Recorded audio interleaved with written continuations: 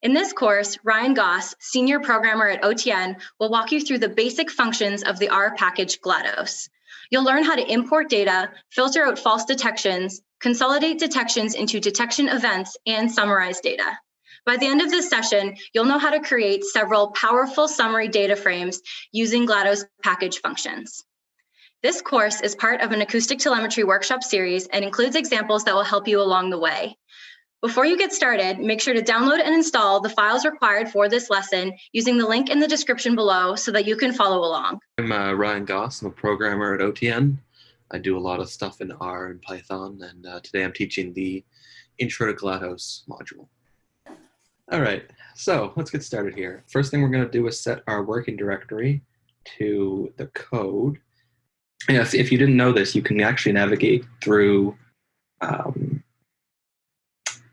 in a little browser here, and you get to the folder you want to be. You can go to the little more thing, and it says set as working directory. Quite useful if you don't know the exact path, but it doesn't really help if you have a ton of folders like I do. There it is. All right, and then set working directory. Cool. All right, so mostly we're just going to be touching on stuff that glatos does today. I think that's the only package we actually use in this part. So let's just go ahead and get that. So start off, we're going to be using Blue Shark data for all of our stuff, and those are actually embedded inside of the glatos package. So this system.file with the argument package glatos, this allows package maintainers to put demo files and for a user to be able to retrieve them just by having the package installed. So we're going to work with the detections, and we're going to work with the deployments file. So the way you get your detection extract into glatos, the read OTN detection file, all it takes in is a detection file. So you just pass in the file name, and then it reads in the all the data and puts it into the format that glatos expects, because this was written originally by the glatos people, so it expects their formats. We just need to morph it into theirs. For reference, glatos is a network in the Great Lakes, just like OTN is. Yes. But yeah, you have all the stuff that you're familiar with, your collection code and animal ID, and there's a couple weird key names in here, like glatos array is like just whatever series you're working on. Okay, so once we have that, we can also use read OTN deployments. You get your receivers. Yeah, we have the little head thing, so we can take a little look. Yeah, it's just the glatos project, the series code, what ocean it was in. And okay, cool. So now we get into the stuff that glatos can actually do. So one of the first things you can do in glatos when you start up is that it has a detection filter. So it tries to figure out which of your detections might be false. This is not a guarantee these are false. You need to look through these and see what actually is false and what isn't, because you would know your data best. This kind of gives you a little bit of a jumping off point. Pretty much and it does a little plot for you too. Yes, right. So this plot shows you which ones are over a certain threshold. So the threshold we set is if there's a difference of 3,600 seconds between detections, we assume that those are false. So this graph shows you this is where it breaks off, and then you can kind of see a little bit of a slant going down here. So there is a couple of your detections that were said to be false, and it says down here as well that there was 32 of them. So when we look at this now, it looks the exact same as it did when we had the unfiltered one. And you'll also notice we didn't count them up here, but there's 3,000 rows, and there's still going to be 3,000 rows in the filtered, because all that the false detections function does, is it adds this past filter column in. If it's a 1, it passed it. If it's a 2, it failed, and it should be looked at. But yeah, it may not actually be false. So it's always up to your discretion. So if we do actually want to get all the ones that glatos is deemed real, you can just, oh man, I gotta move this again. There we go. You can just use simple indexer using detection filtered pass filtered equals 1. And then that, when we run that, we'll take out those detections, and now we're given a smaller data set. So another thing you can do with glatos to kind of think about your data in a different way is you can summarize your detections. So you can summarize based on different types of parameters. So our first one we're going to just do, you can sum type equals animal. So it will summarize all your detections based on animal, which they should all be blue sharks. So actually, let's view this instead. So yes, sorry, not by species, you're doing it by animal. So each animal, it shows you how many locations they were detected at, the number of detections, when they were first detected, and when they were last detected. And also if you have multiple lines, it would show you which lines that it was detected on. So a lot of these are just at one location because this data set is very small. It's just a week or two, I think. So we didn't get any movement from location to location. But another thing you can do is by location. If you do location, the way that glatos,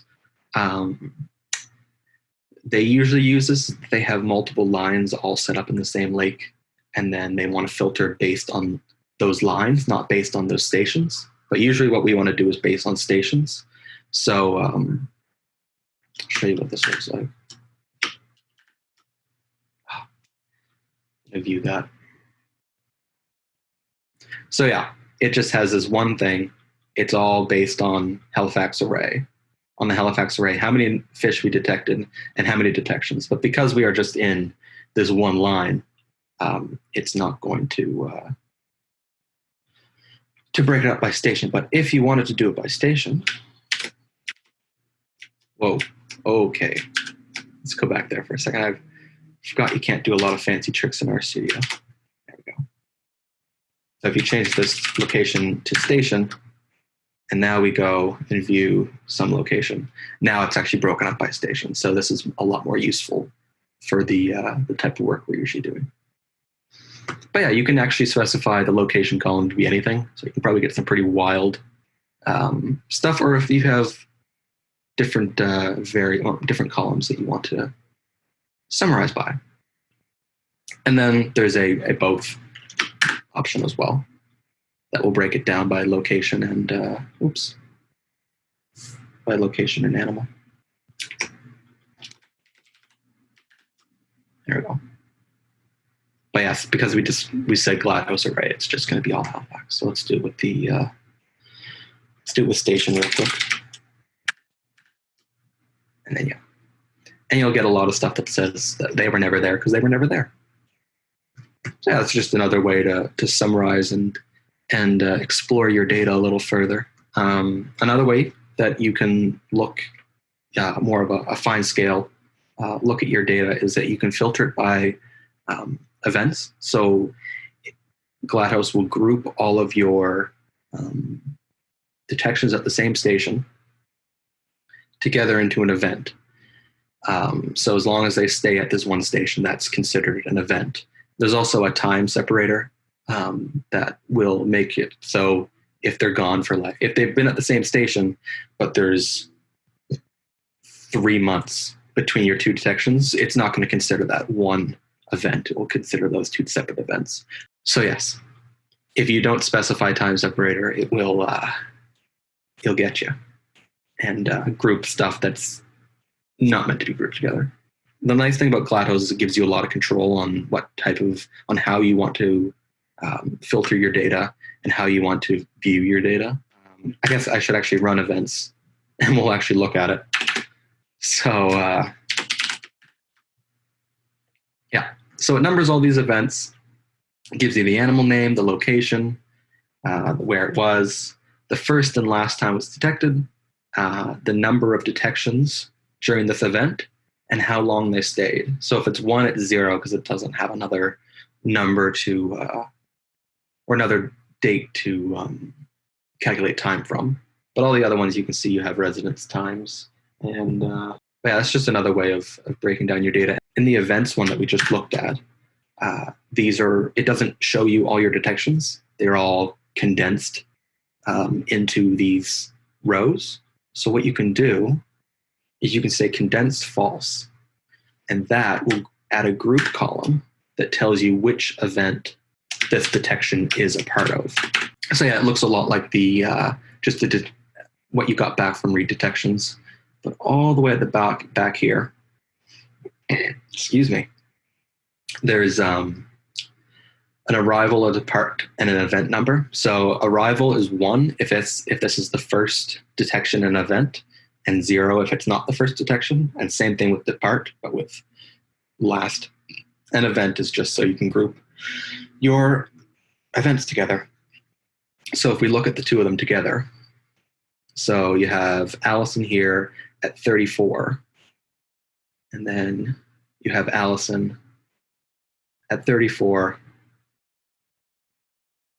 and she has the arrive and the depart. This is the arrive and the depart, and it's event 1. And then that lines up to event 1 over here. And this was the only detection, so it was the arrive and the depart.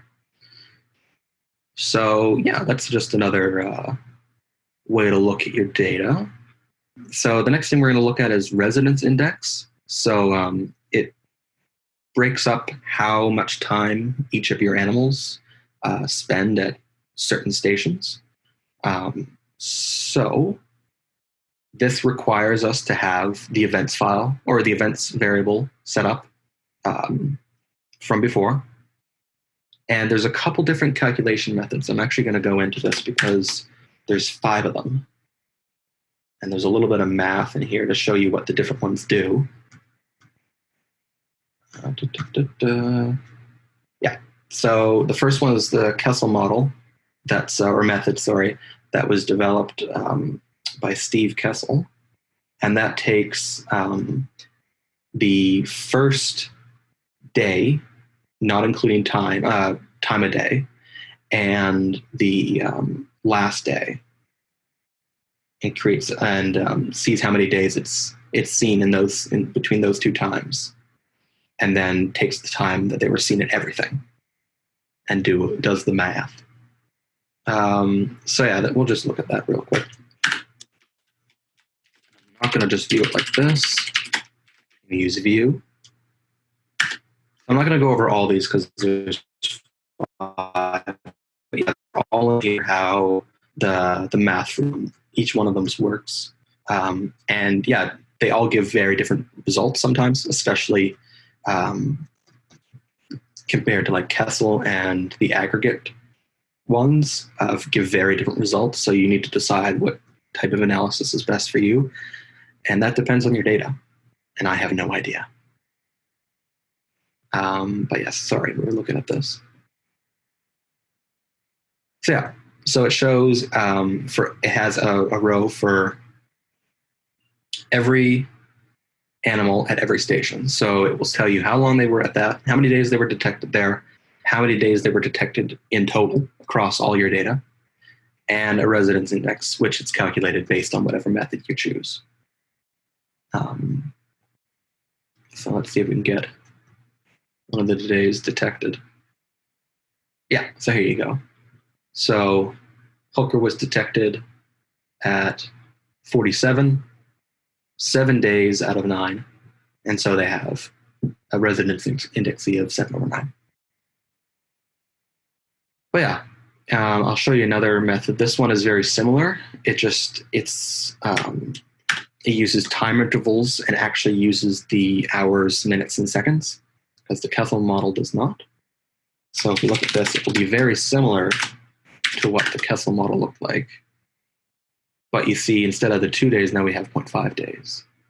And the reason why we have 0.5 is you actually can control the time interval on this one. I'm sorry, I didn't mention that this is the time interval one.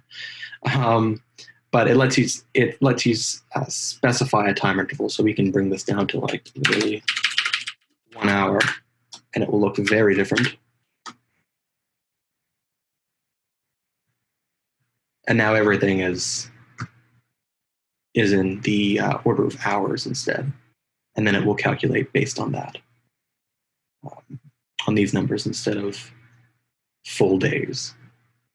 One of the things that we've been trying to do, and actually this is the reason why we got you to install a special version of GLaTOS, is we're trying to be more interoperable with other geospatial packages.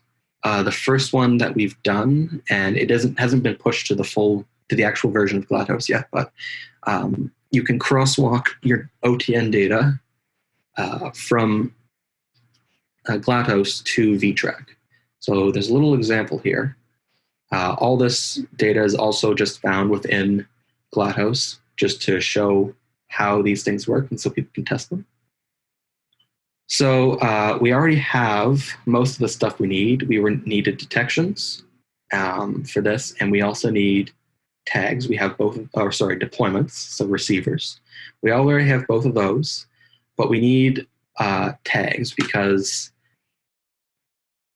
VTrack, or the format they use called ATT, wants a lot of metadata concerning the animals that are tagged, where GLaTOS only really cares about the tag itself, not the animal. So we need to find a way to get that data in. There's really only one nice way that we've found. You could make this data object yourself, but you can take the tagging metadata sheet that you submit to OTN, and you can use this function called prepare tag sheet. It's a bit of a weird one because it has to deal with an Excel file, but I'll explain what those parameters mean because it seems really weird. So the first one is just the path to your tagging sheet. The 5 means start at line 5, because I don't actually know if I have one here. I don't think I do. But if we look at the, you know what? I know where one is. Right here. Oops. Got to run it first.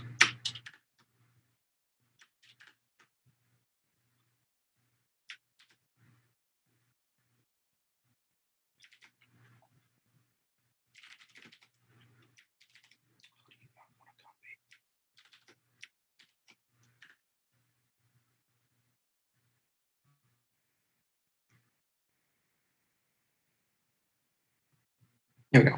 So yeah, if you look at these, the data doesn't start, the headers don't start until line 5. So we don't want all this. This is just going to mess up our data. R isn't going to know how to understand these first couple rows, so we tell it start here. And also, we want it to start, I'll go back to the other thing, on sheet 2, because sheet 1 is the data dictionary, and that doesn't have our data in it. But this does. So with a little bit of magic, we can get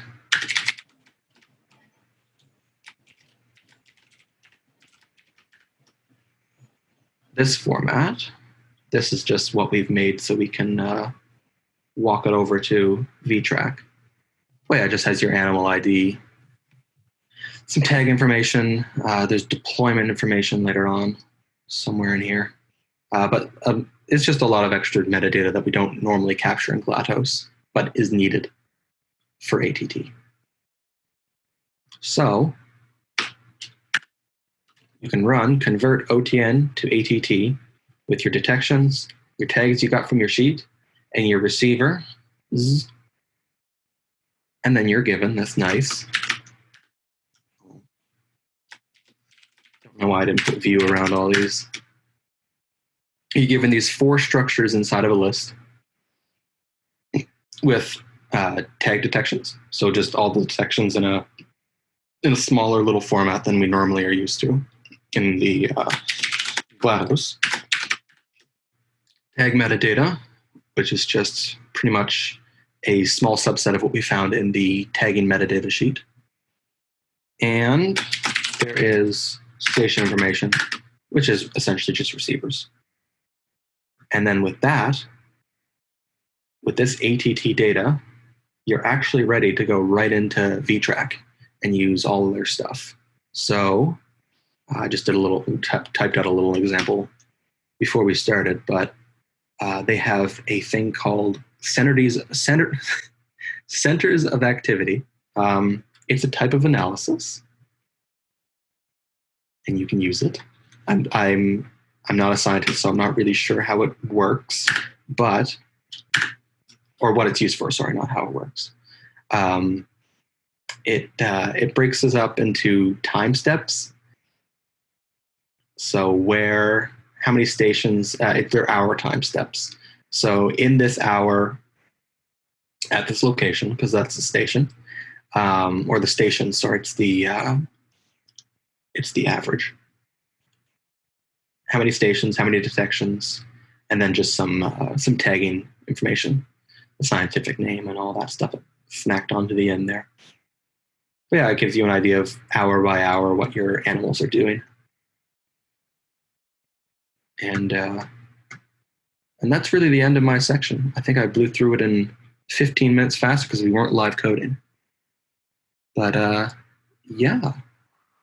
But actually, before I finish off, I will say that this is not all that glatos can do. Bruce is going to cover on some more of the stuff that it can do as well. But not only it can be used for analysis, but also for planning arrays and making sure your array is efficient, or helping to figure out if your array is efficient. So it's a lot of tools for planning arrays as well as analyzing the data that you get off them.